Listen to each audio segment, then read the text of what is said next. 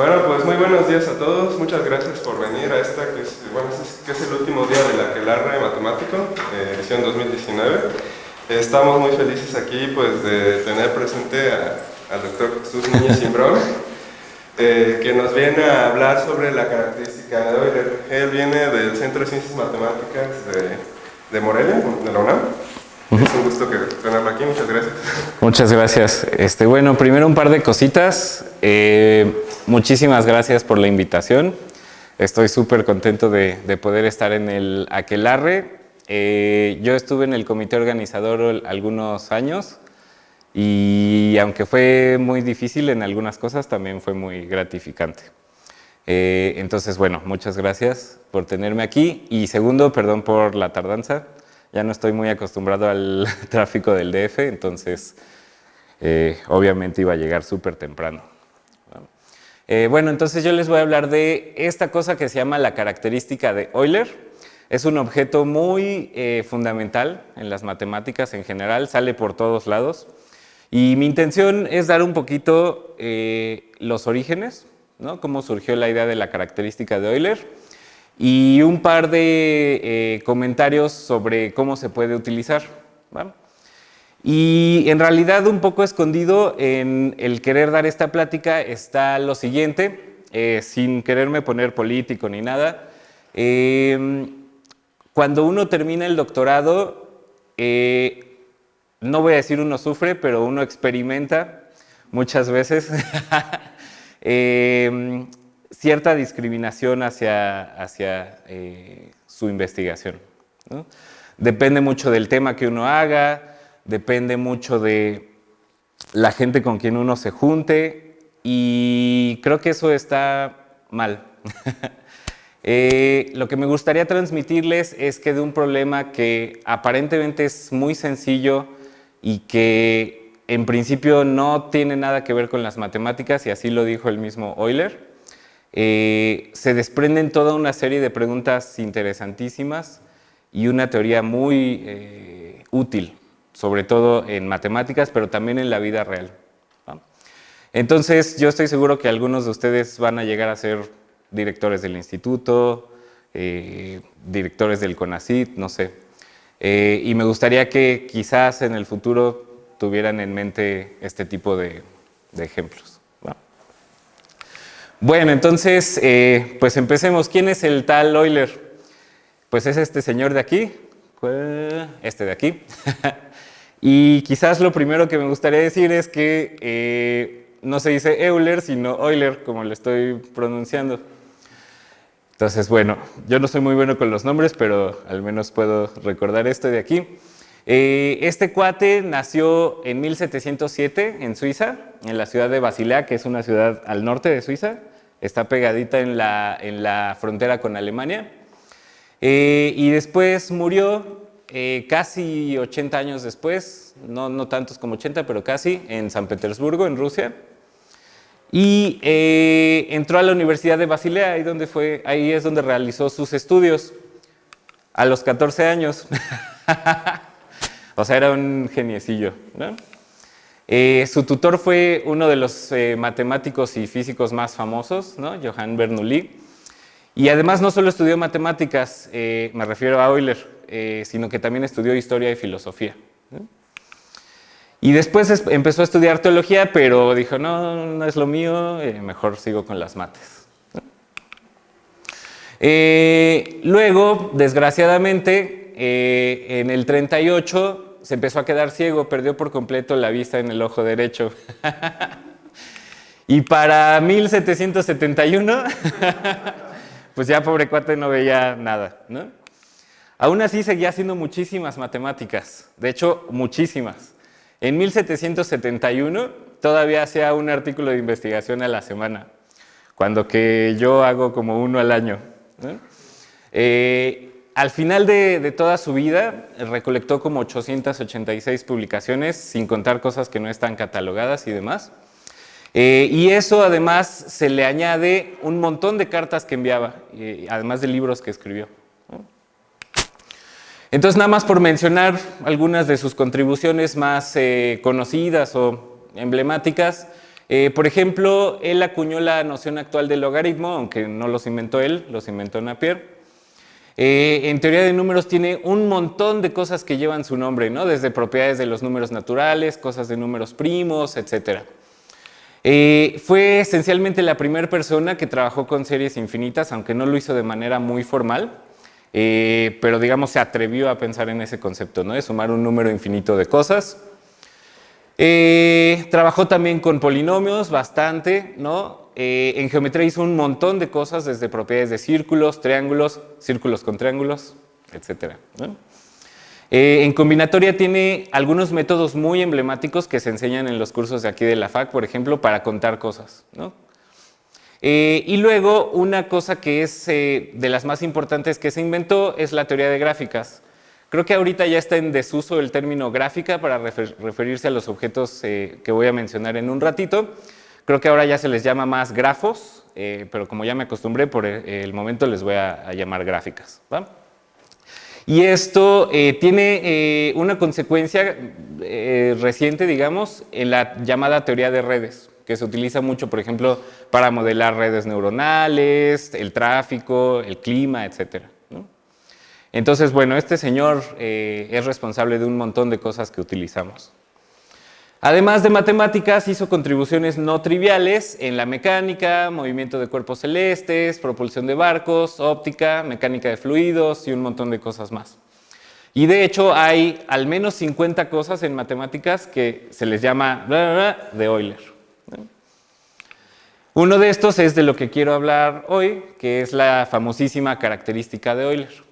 Entonces, para poder hablar de ese objeto, déjenme platicarles un problema muy famoso, que es el problema de los puentes de Königsberg, que ahora diríamos los puentes de Kaliningrado.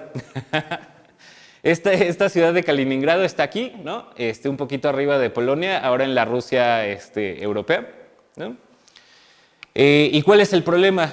Déjenme darles aquí una visión de Königsberg actual, de Google Maps. Y si ustedes se fijan, aquí está el río Pregolia, ¿no? Y a lo largo de estas islitas hay puentes que las conectan, ¿no? Este de aquí, este de acá, este de acá, este de acá, este de acá y este de acá. Entonces, en el siglo XVIII, la gente que vivía ahí en Königsberg decía, bueno, estoy muy aburrido, voy a pasar por la ciudad, ¿va? Y a la hora de que paso por la ciudad, me surge la siguiente pregunta. ¿Será posible que yo dé un paseo por aquí de tal manera que pase por cada uno de estos puentes solo una vez, exactamente una vez, y que utilice todos los puentes? Y entonces, si ustedes lo intentan hacer aquí, digamos, no sé, voy a intentar aquí un camino, a ver, me meto por aquí, luego, no sé, salgo por acá, y ahora tengo que entrar por acá, y luego, si entro por acá, ya no puedo utilizar estos dos, ¿no? Ahora tengo que ir por acá. Si me meto aquí, ya fue, ¿no? Ya no puedo utilizar este de acá. Luego, si me meto por acá, pues ya fue porque ya no puedo utilizar este de acá. Entonces, intuitivamente resulta que parece que no hay manera de hacer esto de aquí, ¿no? No hay manera de hacer este paseo. Entonces, bueno, este es el problema que les estaba diciendo. Y la gente sabía que era imposible, la gente intuía que esto no se podía hacer. Pero digamos, la pregunta es, ¿cómo sé que no hay en realidad un camino así súper extraño aquí en el que ya me permita realizar este problema, ¿no? Entonces, pues nadie sabía cómo demostrar que no se puede.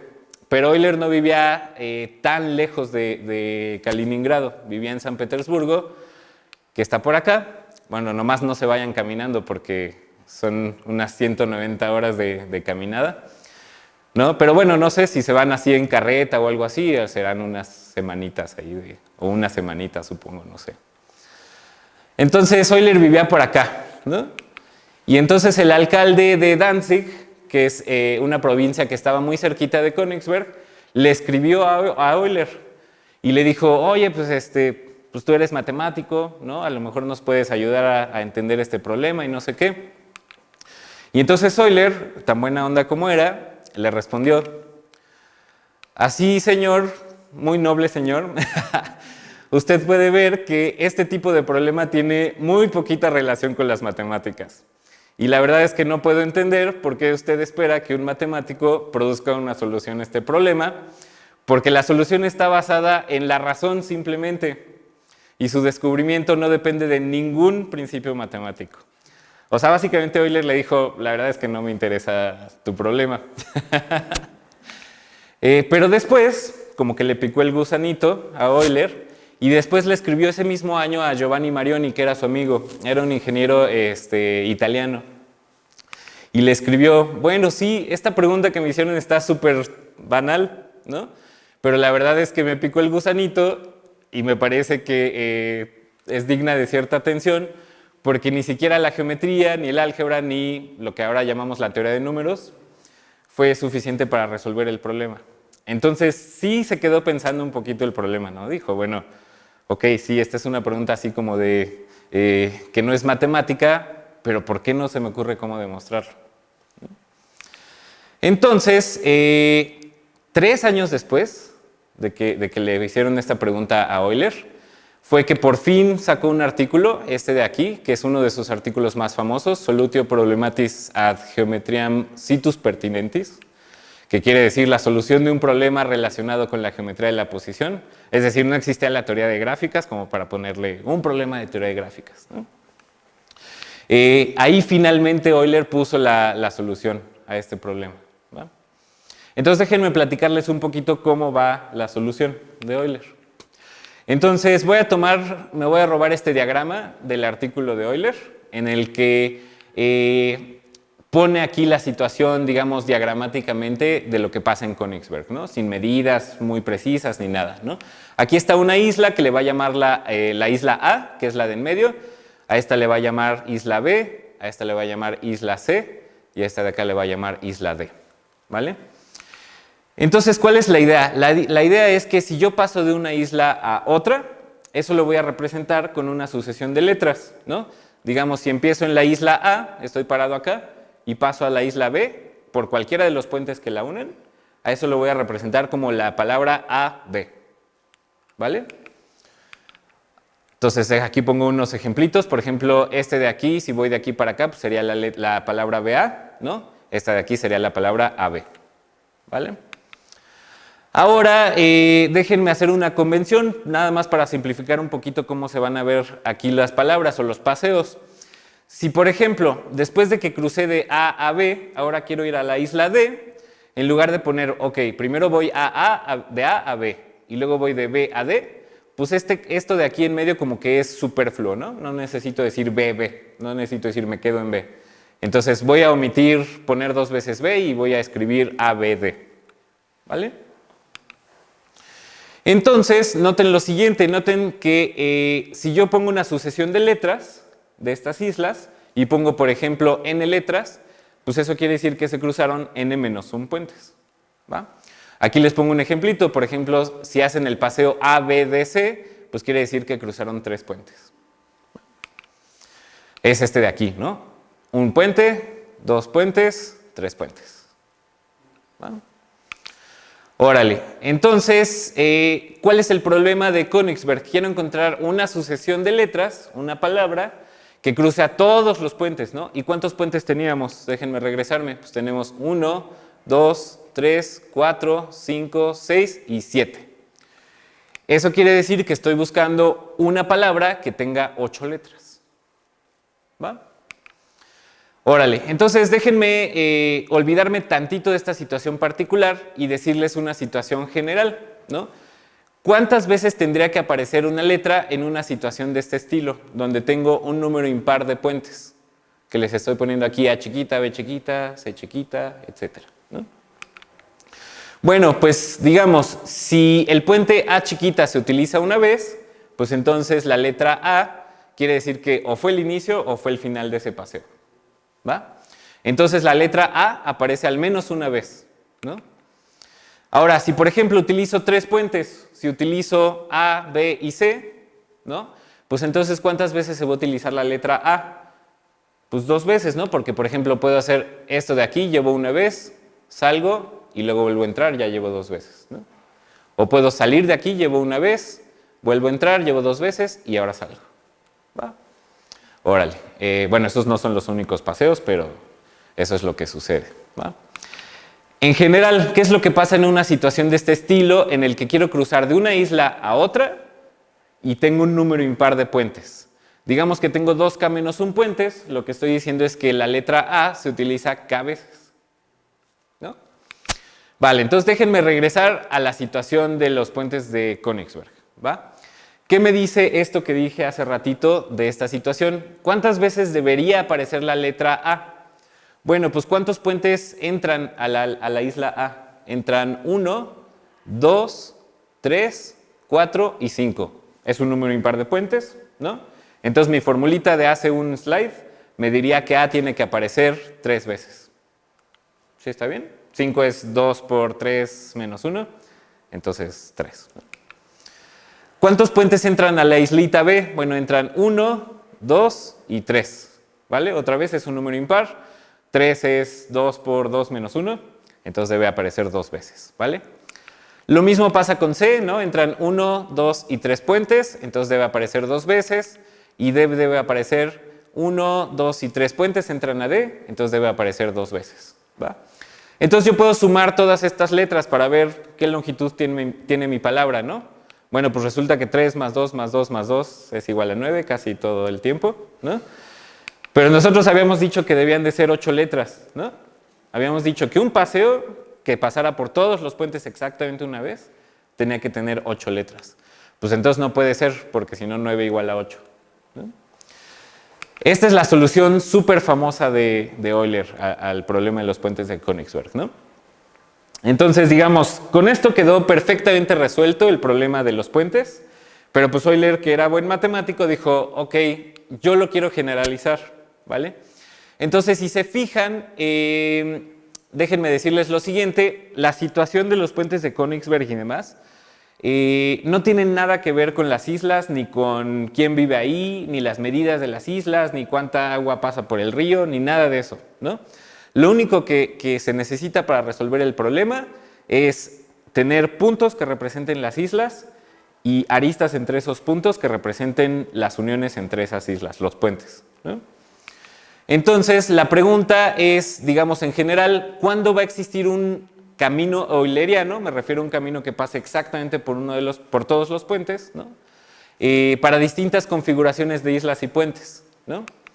Entonces, el problema de los puentes de Königsberg lo puedo escribir de manera diagramática así, ¿no? Estos puntitos representan las islas y estas aristas representan los puentes, ¿va? Pero entonces puedo pensar en otro tipo de situaciones de islas y puentes, ¿no? Déjenme llamarle a este tipo de configuraciones gráficas, ¿no? Voy a decir que una gráfica es un conjunto de vértices o de islas, ¿no? Y los puentes van a ser las aristas, ¿no? De tal manera que cada arista conecta exactamente dos vértices, ¿va? Pero también puede pasar que no haya aristas entre algunos vértices, ¿no? Por ejemplo, aquí este vértice y este vértice no tienen ninguna arista entre ellos, ¿no? Déjenme ponerles otros ejemplitos. Por ejemplo, tampoco es necesario, digamos, que las aristas se crucen entre sí. Y cuando las aristas se cruzan, tampoco estoy diciendo que esto represente un vértice, por ejemplo, ¿no? Y tampoco estoy diciendo que las gráficas tienen que ser algo que yo pueda poner así como en 2 dimensiones, en papel, ¿no? Puede ser algo, por ejemplo, como este cubo de acá, ¿no? Bueno, un poquito más al respecto después, ¿no? Vale, ¿hasta aquí hay preguntas? ¿No? Órale, entonces, de hecho, déjenme decirles que las gráficas son algo bastante general. Por ejemplo, hay objetos que ustedes ya conocen muy bien, que son los poliedros, ¿no? Que se pueden pensar como gráficas, ¿no? Puedo pensar a los vértices del poliedro como los vértices de una gráfica y a las aristas del poliedro como aristas de una gráfica, ¿va? Y ahí estoy pensando que me estoy olvidando de las caras, digamos, ¿no? A cada poliedro le puedo asociar una gráfica de este estilo, ¿va? Entonces déjenme decirles un poquito como qué tipo de propiedades tienen las gráficas y me voy a centrar en unas propiedades que me van a servir después, ¿vale? Entonces, no sé si han jugado este juego alguna vez en el que tienen una hoja de papel, ¿no? Y tienen varios colores y entonces ponen puntitos, ¿no? Ponen puntitos en su hoja de papel y ahora quieren unir los puntitos del mismo color de tal manera que no se crucen las líneas, ¿no? Entonces, si han jugado este jueguito, pues esto lo pueden pensar también como un jueguito en teoría de gráficas, ¿no? Pueden pensar que su gráfica la tienen coloreada y se pueden preguntar, ¿cuándo es que puedo dibujar mi gráfica sin que se crucen las aristas? ¿Va?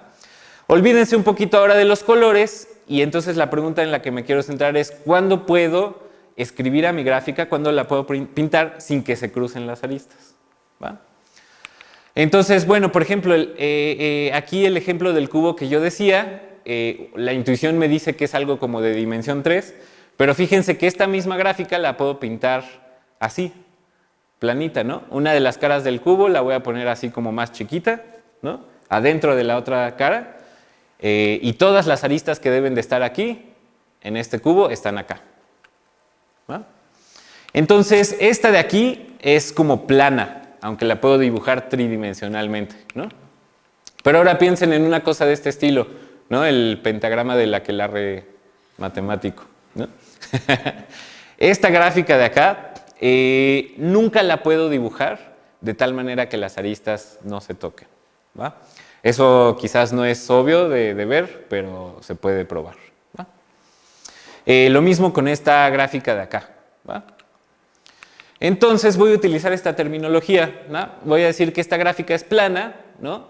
Y que esta gráfica de acá es no plana, ¿va? Entonces, déjenme decirles esta observación. Muy irónicamente, los poliedros regulares, digamos como el cubo, el tetraedro, el dodecaedro, etcétera, si los veo como gráficas, estas son ejemplos de gráficas planas. Y la demostración va más o menos como en el sentido... Se puede pensar como físicamente, digamos, ¿no? Si yo agarro mi poliedro regular y le meto un foco aquí en medio, entonces con este foco estoy proyectando esta gráfica al plano, ¿no? Aquí si se fijan, obtengo las dos representaciones del cubo que les puse hace un slide, ¿no? Hay otros ejemplitos muy bonitos, por ejemplo este de acá, ¿no? Este de acá también es una gráfica plana. Y a la hora de que Euler estaba trabajando con este tipo de objetos, cuando estaba tratando de generalizar la situación del problema de los puentes de Königsberg, se dio cuenta de que cada vez que él tenía una gráfica de estas planas, siempre que hacía esta cuentita de aquí, que es vértices menos número de aristas más número de caras, siempre le daba 2. Y entonces dijo así como, bueno, ¿qué onda con esto, no? ¿Por qué si la gráfica puede ser muy complicada, completamente distinta al cubo, etcétera, ¿por qué siempre me da 2 aquí? ¿Vale? De hecho, esto se lo mencionó a Goldbach, ¿no? En una carta que le escribió. Goldbach es el de la famosa conjetura de Goldbach, por si la han escuchado, ¿no? Y entonces se le hizo tan curioso este número que lo empezó a considerar como un invariante de cierto tipo de gráficas, ¿no? Que ahora llamamos la característica de Euler de la gráfica, ¿no? Entonces, déjenme platicarles un poquito más sobre este objeto. Y para platicarles sobre este objeto, les voy a demostrar un teorema súper famoso, que es uno que nos enseñan desde la primaria, y que dice que en realidad solo hay 5 sólidos regulares, ¿no? Si uno se fija en los poliedros, que tienen caras que son polígonos regulares, ¿no? Con el mismo número de aristas y vértices, entonces solo hay 5 de esos, ¿no? ¿Sí se acuerdan de ese teorema? Sí. Va. Entonces, déjenme darles una demostración sencillita de este hecho utilizando la característica de Euler, ¿va? Entonces, bueno, lo que decía, un sólido platónico lo puedo asociar con una gráfica, ¿no? Déjenme hacer un dibujito por acá. Por ejemplo, si tienen el cubo,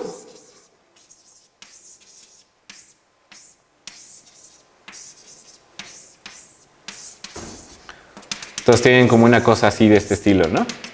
Ajá. Entonces, piénsenlo como gráfica, no lo piensen como poliedro, ¿no? Y ahora lo que voy a hacer es que este cubo lo puedo inscribir en una esfera, ¿no? Bueno, está muy mal mi dibujo, pero por el teorema del punto gordo, ¿no? Lo puedo inscribir en una esfera, ¿va? Y entonces ustedes pueden como soplarle al cubo de tal manera que estas aristas ya estén sobre la esfera. ¿Sí me explico? Si piénsenlo de otra forma, si tuvieran una pelota que fuera de forma cúbica, pues quiere decir que está ponchada, entonces la inflan hasta que quede esférica, ¿no? Entonces eso es lo que estoy pensando aquí. A cada sólido platónico lo voy a pensar con una gráfica que está pensada, que está escrita sobre la esfera. ¿Va? Vale, entonces si tienen esto, déjenme poner unas notaciones. Voy a llamarle n al número de aristas, ¿no? Y eso, porque el poliedro es regular, va a ser igual al número de vértices de cada cara, ¿no? Órale. Entonces, por ejemplo, en el cubo estoy pensando que n es igual a 4. ¿Va? Órale. Otra terminología que voy a usar es que pónganle d al número de aristas que salen de cada vértice. Por ejemplo, aquí, si me paro en este vértice, ¿no? Salen 1, 2 y 3. Y ya, ¿no?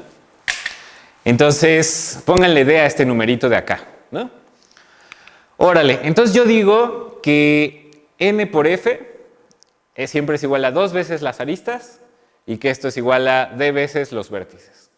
¿Por qué? ¿Cómo contarían ustedes el número de aristas, digamos, en esta gráfica? Piensen que es así un sólido platónico en general, ¿no? Bueno, pues me paro en cada cara, ¿no? Cuento el número de aristas en esa cara y ahora me fijo que cada cara comparte una arista con otra cara, ¿vale? Entonces, si yo me paro en cada cara y cuento el número de aristas, estoy contando 2 veces las aristas, ¿cierto? Entonces, 2 veces las aristas es exactamente el número de caras por el número de aristas de cada cara. ¿Sí? ¿Hasta ahí todo bien? Órale. Un argumento muy similar a este me puede decir que ahora si yo en lugar de contar con las caras cuento con los vértices, ¿no?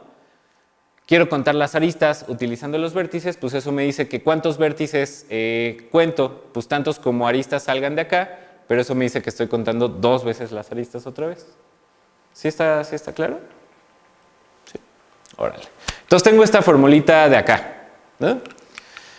Déjenme escribirla de esta manera, ¿no? El número de caras lo puedo escribir como d veces el número de vértices entre el número de aristas de cada cara, y el número de aristas lo puedo escribir como d veces el número de vértices entre 2. ¿Va? Ahora yo sé, por lo que hizo Euler, ¿no? Que cada vez que yo hago vértices menos aristas más caras, esto me da 2, ¿no? Entonces quiere decir que 2 es igual a esto de acá, pero puedo sustituir cuánto valen e y f, ¿no? Esto va a ser b menos esto de aquí más esto de acá, que lo pueden factorizar de esta manera, ¿no? Y ahora para que se vea un poquito más bonito sin denominadores, pues le multiplican un 2n, ¿no? Y tengo esta formulita de acá, ¿va? ¿Hasta ahí todo bien? Ahora ya casi acabamos, no se preocupen. Fíjense que v es un número positivo, ¿no? Y 4n es un número positivo. Entonces quiere decir que este número de aquí, 2n más 2d menos nd, también es positivo, ¿cierto? Que es esto de aquí, ¿va? Bueno, pues súmenle 4 de ambos lados para completar el cuadrado aquí, ¿no? Esto parece como un cuadrado perfecto, casi, excepto porque le falta un 4, súmenselo, ¿no?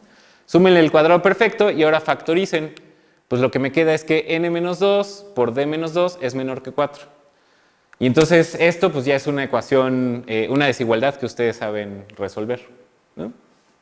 Si quiero que n y d sean números enteros, ¿no? Porque son el número de aristas de una cara y el número de vértices de aristas que salen de un vértice, pues tengo bien poquitas posibilidades de lo que pueden ser n y d, ¿no?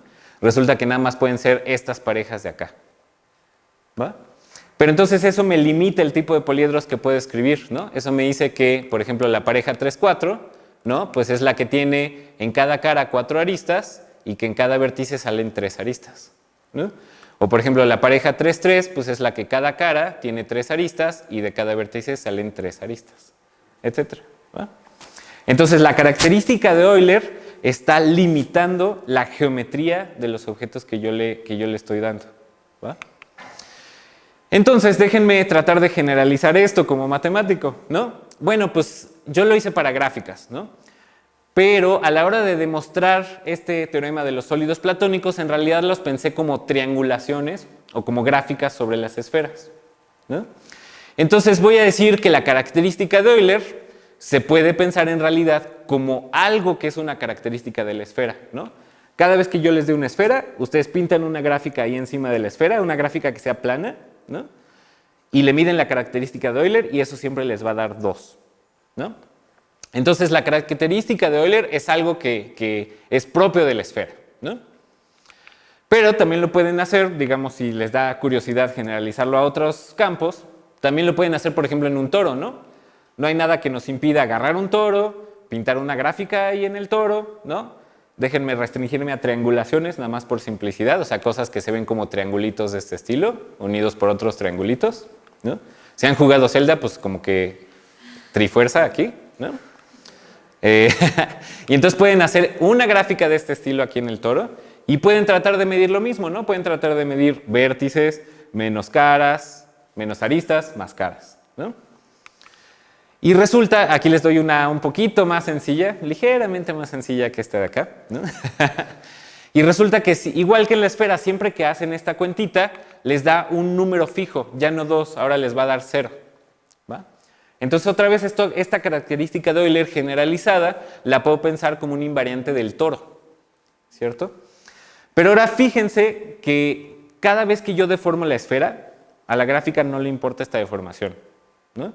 Cuando yo hablaba del problema de los puentes de Königsberg, no me importaba qué tan largo era el puente, ni si cobraban tarifa para pasar, ni las islas qué tan gigantes eran o qué tan chiquitas eran, nada de eso me importaba, ¿no? Entonces yo la esfera la podría deformar como quisiera y me sigue dando que la característica de Euler es 2. Yo puedo deformar también el toro como quisiera y me va a seguir dando que la característica de Euler es 0, ¿va? Entonces, esto está bien bonito porque esto me está diciendo que no hay manera que yo deforme al toro, no importa lo que yo le haga, ¿no? Sin romperlo, obviamente, no me lo puedo llevar a una esfera, ¿no? No hay manera en que yo deforme un toro y lo transforme en una esfera. ¿Por qué? Porque si pudiera, las características de Euler tendrían que ser iguales, ¿va? Entonces, la característica de Euler pues ya se transformó de ser un invariante en gráficas ahora un invariante en superficies, ¿vale? Déjenme decirles un poquito más acerca de este invariante.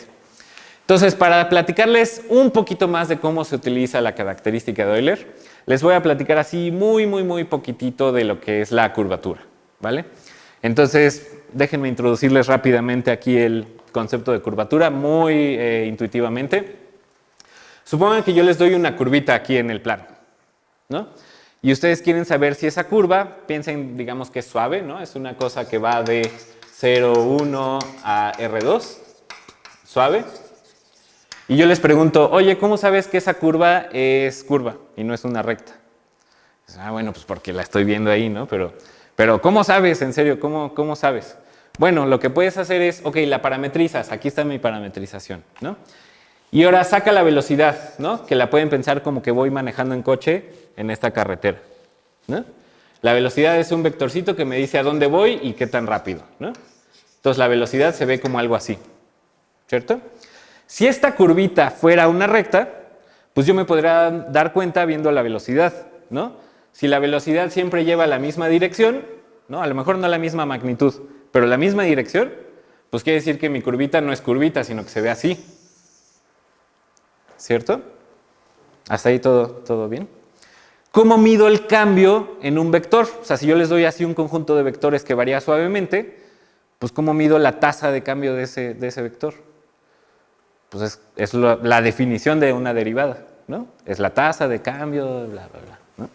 Entonces, gamma prima era la velocidad, gamma biprima es la curvatura, ¿no? Es lo que me dice qué tan curva es mi curva. ¿Todo bien? Órale. Ahora, yo digo que también puedo definir esto de concepto de curvatura, no solo para para curvas, sino para superficies, ¿no? Supónganse que yo les doy una superficie acá. Y me dicen, bueno, ¿cómo sé que esa superficie no es plana? Bueno, porque no es plana, ahí la estoy viendo, ¿no? Pero ¿cómo sé en serio? ¿No? Bueno, pues esta superficie va a ser plana si cada vez que yo pinto una curvita aquí, una curvita razonable, pues esa curvita se ve recta, no se ve curva, ¿no? ¿Sí? ¿Está ahí todo bien? Entonces, déjenme aclarar un poquito este concepto. Lo que estoy diciendo es que tienen su superficie, se paran en un puntito aquí y cortan con un planito que sea perpendicular al plano tangente. Aquí está el plano tangente y ahora corto con algo perpendicular. Eso se va a ver aquí adentro, la intersección, como una curvita, ¿va? Si todas esas curvitas son planas, pues la superficie no está curvada, ¿vale? Entonces, hagan esto para todos los posibles planos perpendiculares, ¿no? Eso les va a dar un montón de curvitas que están ancladas en este puntito P, ¿vale? Si todas esas las ven planas, entonces la superficie es plana. En general no pasa eso, ¿no? En general va a haber cosas que son curvas y así. Pero se pueden fijar, por ejemplo, en la curva que se curva más y en la curva que se curva menos, y eso les da un promedio de qué tanto está curvada la superficie, ¿no? A ese promedio, que en realidad es un producto, pero no es importante para la plática, a ese promedio le voy a llamar la curvatura seccional de mi superficie, ¿no? Entonces resulta que hay un teorema súper profundo de Gauss y Bonnet, que dice que si ustedes integran la curvatura, o sea, quieren saber más o menos en promedio qué tan curvada está mi superficie, ¿no? No me importa en cada punto, me importa así en promedio como qué tanto está curvada, ¿no? Ah, pues eso es 2pi por la característica de Euler de la superficie. Pero entonces esto está brutal, ¿no? Porque yo estoy diciendo que la característica de Euler es algo que no le importa si deforma al objeto. No le importa, eso permanece invariante. Pero la curvatura sí es algo que le importa si deforma al objeto, ¿no? No es lo mismo tener una esfera así bonita que agarrar y poncharla, ¿no? O si tienen un plano y lo doblan, pues ese ya no está igual de curvado, ¿cierto? Este es uno de los teoremas más profundos de la geometría diferencial. Y es curioso que salga la característica de Euler, que es algo que inventé en un problema de puentes, ¿no? Bueno, inventó Euler. ¿Vale? Entonces, esto nos dice que la característica de Euler restringe la geometría también, no solo el tipo de deformación, que es lo que se le llama la topología. ¿Va? Vale, entonces, esto es esencialmente lo que les quería platicar. Pero quiero acabar con un par de observaciones. Primero, y la que decía al principio, un problema que puede ser en apariencia extremadamente sencillo puede tener consecuencias que definan la geometría diferencial 300 años después, ¿no? Este teorema yo lo sigo utilizando muy seguido, ¿no? Es un teorema extremadamente profundo. Y yo pienso que si algún directivo de alguna institución viera hoy este problema de los puentes de Königsberg, seguro que no te dan la plaza, ¿no? O seguro que no te dan el postdoc, seguro que no te dan la beca, etc., ¿no? Entonces, bueno, esa es una observación. Y la segunda observación es que para resolver algún problema no hay por qué casarse con una rama de las matemáticas. Aquí en la FAC se estila mucho el especializarse, el sobreespecializarse. Lo cual creo que no está mal. De hecho, alguna vez escuché a Cédric Villani, que es un ganador de la medalla Fields, decir que es mucho más fácil sobreespecializarse y después aprender el panorama general. Con lo cual estoy de acuerdo, pero creo que no está bien en la carrera el decir no me gusta el álgebra y no voy a llevar nada de álgebra. No me gusta la geometría y no voy a llevar nada de geometría. No me gusta la probabilidad y no voy a llevar nada de probabilidad. Porque es limitarse a uno mismo esencialmente. Y creo que este tren de pensamiento, desde los puentes hasta la geometría diferencial, muestra que no tiene sentido el no aprender lo más que uno pueda de todas las ramas, ¿no? Entonces no hay que hacerle el feo a nada, ¿verdad? Esa es la moraleja que quisiera dejar. Bueno, pues eso es todo. Muchas gracias.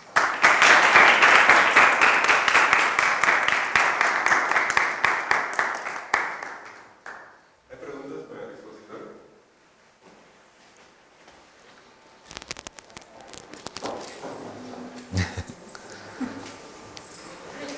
Sí. ¿Qué tan profundo es ese teorema? O sea, ¿cómo lo definirías con tus palabras? Lo que a mí me parece muy sorprendente es que si tú te fijas en esta ecuación, ya voy a un poquito más del lado técnico.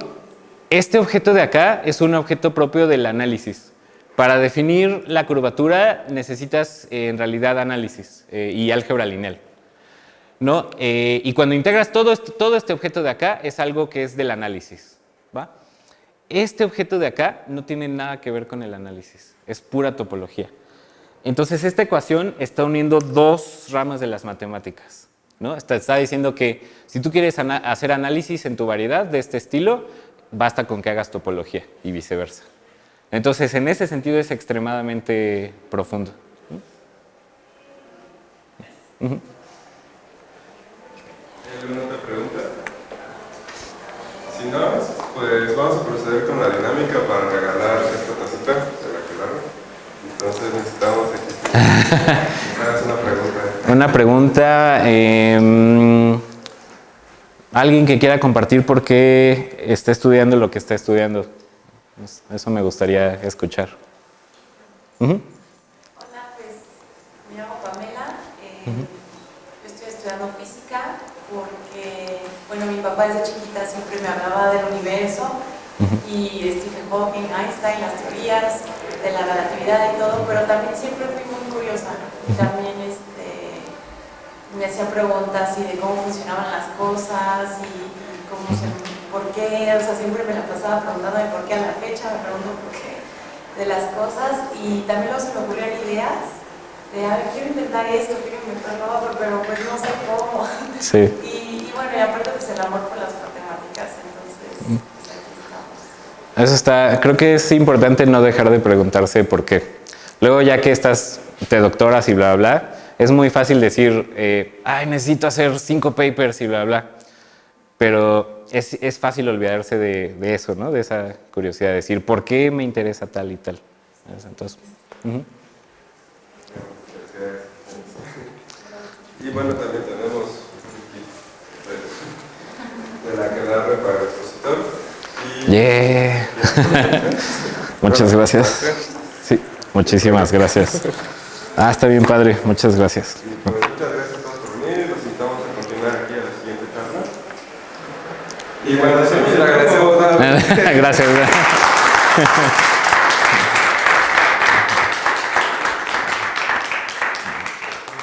Yeah, ya tengo mi taza de la aquelarre.